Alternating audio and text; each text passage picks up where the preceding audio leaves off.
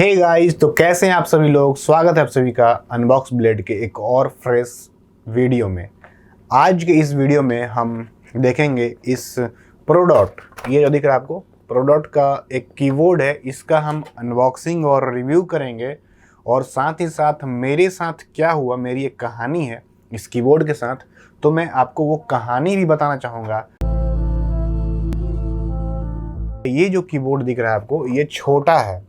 ये आम तौर पे इतने बड़े होते हैं कीबोर्ड, तो ये उनसे छोटा है। मैंने सोचा चल छोटा वाला ही ठीक है, लेकिन जो ये छोटा वाला है इसका प्राइस उन लोगों से कम नहीं है, ये उनसे ज़्यादा ही है हल्का सा, ठीक है ना।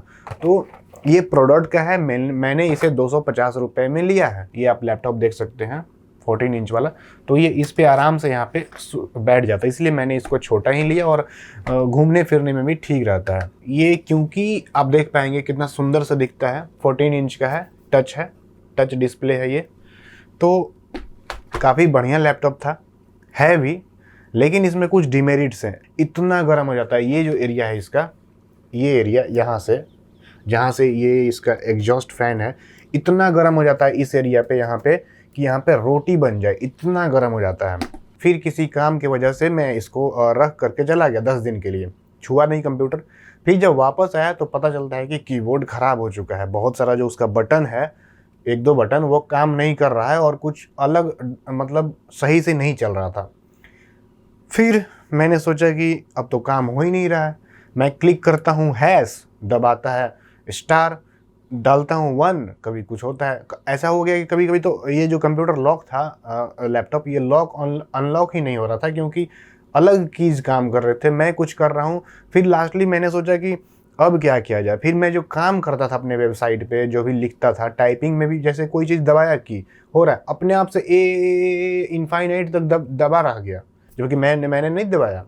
तो इस तरह से ये मुझे काम ही नहीं करने दे रहा था। तो फिर मैंने सोचा कि मैं एक्सटर्नल कीबोर्ड लेता हूँ। तो मैं गया दुकान से एक लेकर के आया, क्योंकि बस लाने गया कि मैं यूज़ कर लूँगा। फिर गया लाया तो फिर भी वही प्रॉब्लम। इसका मतलब कि जो मेरा जो लैपटॉप का कीबोर्ड है ये ख़राब हो चुका था, और फिर मुझे लगा कि नहीं, इसको बनवाना पड़ेगा। तो भाई मैं बनवाने गया इसके कीबोर्ड को लेकर के। तो बोला गया कि ये जो छोटा लैपटॉप है 14 इंच वाला, ये कॉम्पैक्ट डिज़ाइन का है। अगर आप इसका कीबोर्ड बनवाएंगे तो आपका इसमें लगभग 30 से 35 हज़ार रुपये खर्च होंगे, और ये सारा का सारा जो बॉडी है, ये जो बॉडी है, ये सारा चेंज होगा और तभी कीबोर्ड ठीक होगा। मैं तो हिल गया कि अब क्या किया जाए। 35 हज़ार रुपये, 1 लाख का लैपटॉप है, और अगर कीबोर्ड ख़राब हुआ तो 35 हज़ार रुपये लेकर के आओ। फिर मैंने सोचा कि क्या किया जाए लोकल। उस टाइम तो मैंने सोचा कि चलो सब पटना कभी जाएंगे तो वहीं पर सर्विस सेंटर में बनवाया जाएगा, अब क्या कर सकते हैं। तो काम चलाने के लिए मैंने ये लैपटॉप ये ले लिया, ये कीबोर्ड, और इसको मैंने वहाँ उसके इंटरनल कीबोर्ड का वायरिंग हटवा दिया, क्योंकि वो डिस्टर्ब कर रहा था, अपने आप से दबाया जा रहा था कुछ भी, तो वो मैंने हटा दिया। और मैं इसको यूज कर रहा था बहुत ही बढ़िया से, मैंने यूज किया और ये कीबोर्ड ठीक ठाक है, ख़राब नहीं हुआ है। आप चाहें तो लॉजिटेक का ले सकते हैं, अगर आपको बहुत दिन चलाना है तो 500 रुपये में, 600 रुपये में वो आ जाता है। मैं लिंक दे दूंगा डिस्क्रिप्शन में, आप लॉजिटेक का भी ले सकते हैं। काम चलाने के लिए ठीक ठाक, ये भी प्रोडक्ट का है, ये 200-250 रुपये में मिलता है। तो फिर कहानी उसके बाद ये हुई कि ये जो मेरा लैपटॉप था, फिर मैंने मतलब एकदम मायूस हो गया कि आखिर मैं इसको कैसे ठीक करूँ, 35 हज़ार रुपये कहाँ से लाएंगे।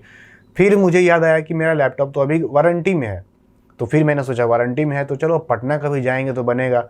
पटना तो अभी जाना नहीं है, क्योंकि मेरा नज़दीकी जो सर्विस सेंटर है वो पटना में ही है, मैं बिहार में रहता हूँ। फिर मुझे एक बार याद आया कि मेरा एक दोस्त था, उसका लैपटॉप ख़राब हुआ था, स्क्रीन, HP का ही लैपटॉप था, स्क्रीन ख़राब हुआ था। तो फिर मैंने ही उसे आइडिया दिया था कि भाई तुम ऑनलाइन कंप्लेंट क्यों नहीं करते, तुम्हारा ठीक हो जाएगा। तो उसने ऑनलाइन कंप्लेन किया, और उसका मैकेनिक जो होता है, जो भी इलेक्ट्रीशियन जो होता है, वो आया, घर पे आया, फ्री में उसका पूरा का पूरा डिस्प्ले चेंज करके चला गया, और 1 रुपये भी नहीं लिया HP में, और उसका लैपटॉप एकदम ठीक कर दिया।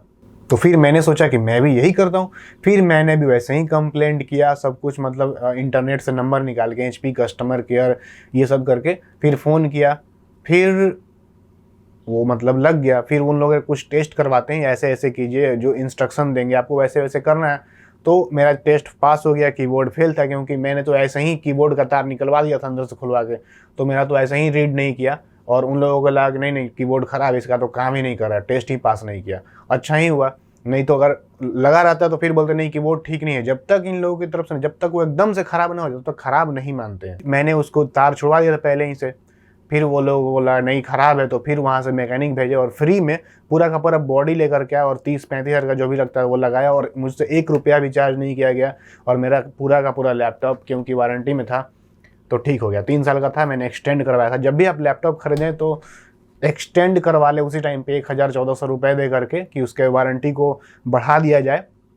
सो गाइज ये थी मेरी कहानी की कीबोर्ड एक्सटर्नल क्यों यूज़ मैंने किया और मेरे लैपटॉप के साथ क्या हुआ। तो सो गाइज इस कहानी से सीख यही मिलती है कि आप कभी भी 14 इंच का लैपटॉप ना लें अगर आप हेवी गेमर हैं, हेवी वीडियो एडिटर हैं। एक देखो, एक चीज़ है ना कि ये छोटा सा स्क्रीन साइज है तो वीडियो एडिटिंग में भी आपकी आंखें दर्द कर जाएंगी, क्योंकि स्क्रीन साइज छोटा है और आपको थोड़ा बड़ा डिस्प्ले चाहिए होता है एडिटिंग में, तो फिर ये तो गड़बड़ है। इसका बैटरी भी नहीं चलता है सही ढंग से, क्योंकि छोटा है तो बैटरी भी छोटा ही हटेगा। इस लैपटॉप में छोटा बैटरी हटेगा, आपको हैवी एडिटिंग करना है, उतना बैटरी बैकअप नहीं देगा, स्वाभाविक सी बात है, नहीं देगा। तो इस कारण से ये जो लैपटॉप है ये सूटेबल नहीं है मेरे लिए, क्योंकि मैं एक एडिटर हूँ, हैवी गेमर हूँ मान के चलिए। तो फिर इसका स्क्रीन साइज, इसका बैटरी, इसका कीबोर्ड ठीक नहीं होता है। तो यही कहानी, इस कहानी से यही शिक्षा मिलती है कि हमें नॉर्मल सा 360, ये जो लैपटॉप है ना ये 360 भी है ये, तो ऐसा डिज़ाइनदार लैपटॉप के फेरा में मत रहिए आप लोग।